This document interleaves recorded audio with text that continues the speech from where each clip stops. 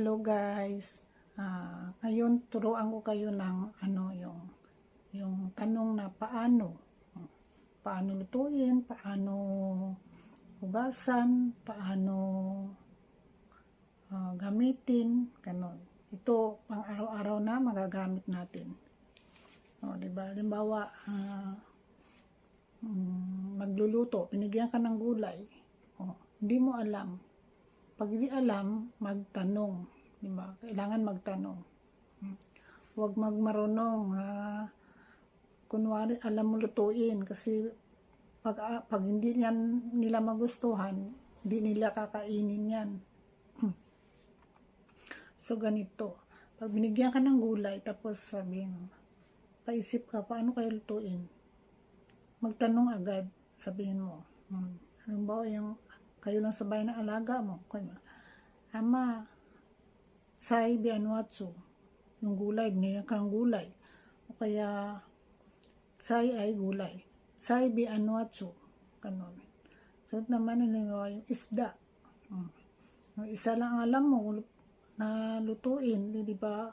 Baka gusto mo ibang way naman. So, sabihin mo, ama, hiya bianwatsu.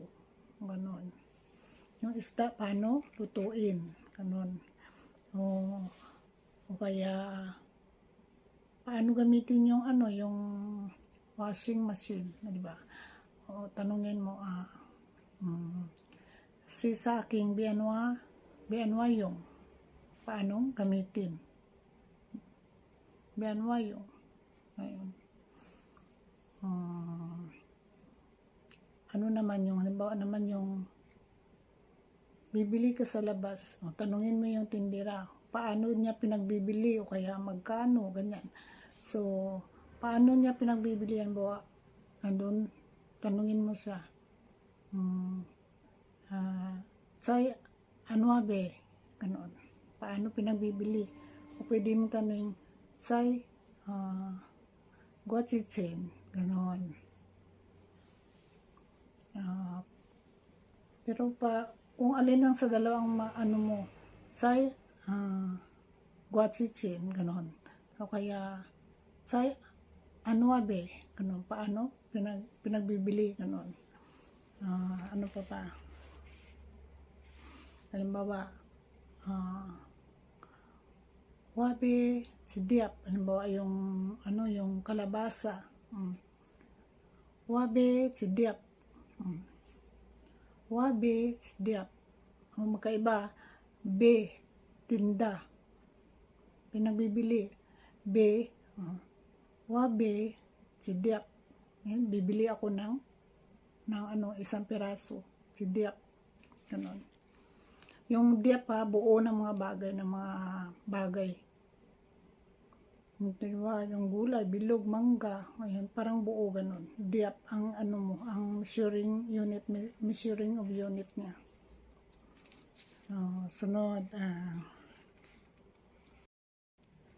paano sabihin naman guys kung halimbawa papaturo ka na magluto, halimbawa ganito, turuan mo ako paano magluto, ganon.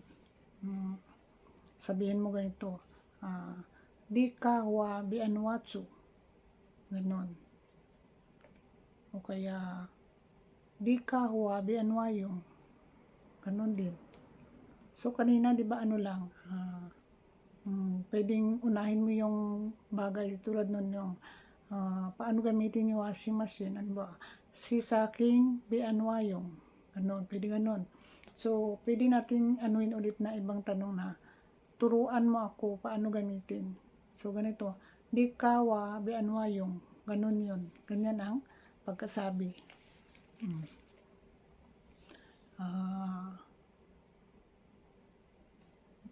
Sabihin mo, halimbawa lalabas ka, hindi mo alam yung sakayan, punta ka ng Tainan, halimbawa, tanungin mo, lapan, di ka huwa, bianwaki, Tairam, ganon. Turuan mo kung paano pumunta ng Tainan, ganon. Turuan.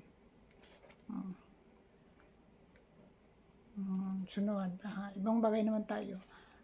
Kung paano kung sabihin yung saan nakalagay.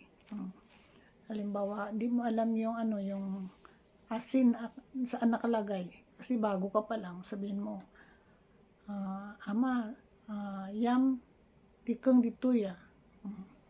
Yung asin saan mo nilagay. Keng nilagay, ganon. Halimbawa, tanungin mo rin siya na, ama, na paano ka? Sabihin mo, ama, di answa. Ano, ama, na paano ka? Ano, nakita mo yun doon, naka upo lang na parang di na gumagalaw, ganon. Sunod naman yung, ama, anong ginagawa mo? Ganon. Ama, litsongsa. Litsongsa. Anong ginagawa mo? Ganon. So, ganyan ang mga tanong guys, paano. I-comment nyo lang kung ano mga gusto nyo itanong, i-ano ko lang. Parang ito, parang bigay ko sa inyo mga idea naman. Yung mga tanong-tanong kung paano, o kaya, so alam nyo na, isulat nyo na yung mga sinabi ko. Saka yung mga meaning niya, kailangan isulat nyo. Medyo basa-basahin nyo rin. Saka gamitin nyo rin. Sana nakatulong sa inyo to. I-like nyo na rin. Yung mga bago, subscribe nyo ako. Thank you.